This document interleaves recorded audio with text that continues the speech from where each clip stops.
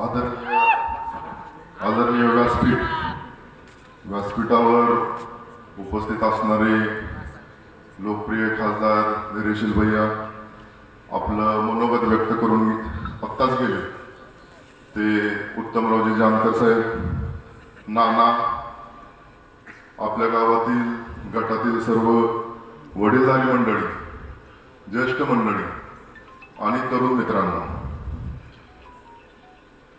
आज आपण जिल्हा परिषद आणि पंचायत समितीच्या इलेक्शनच्या प्रचार सभेसाठी एकत्र आलेलो आहोत. पहिल्याच वेळा एवढ्या मोठ्या सभेला भाषण करतोय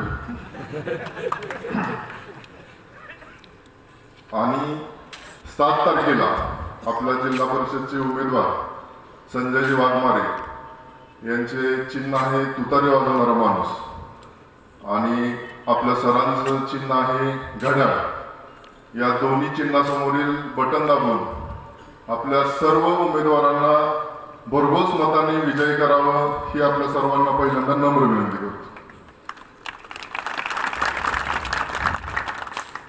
आज आपण बघतोय की समोरचे विरोधक आहेत, नानांचं सक्त ताकीद असते की तुम्ही टीका करू नका, तुम्ही काय काम केले ते काम सांगा, टीका करू नका.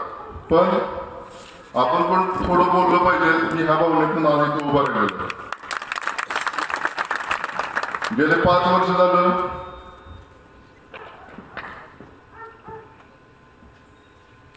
समोरचे उमेदवार पुन्हा एकदा रिंगणात आलेले आहेत. मागच्या वर्षी ते उपसभापती होते.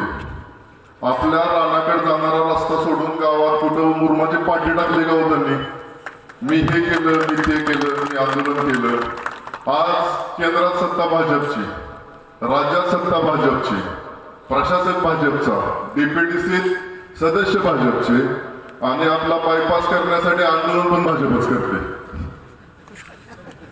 आणि आंदोलन करून मी रस्ता केला म्हणायचं आणि रस्ता बी अर्धाच केलाय. एका दमात रस्ता करायचं ह्यांना होत नाही आणि निधी कमी करत पडू देत नाही म्हणायचं. येणारा काळ हा वैराचा आहे. 2014 पासून आपला महाराष्ट्र हा शाहू फुले आंबेडकरांच्या विचाराने चालणारा महाराष्ट्र आहे. देशाला दिशा देणारा महाराष्ट्र आहे. आंबेडकर असू द्या, महात्मा ज्योतिबा फुले असू द्या, सावित्रीबाई असू द्या, छत्रपती शिवाजी महाराज असू द्या, देशाला दिशा देणारा राज्य हे महाराष्ट्र आहे.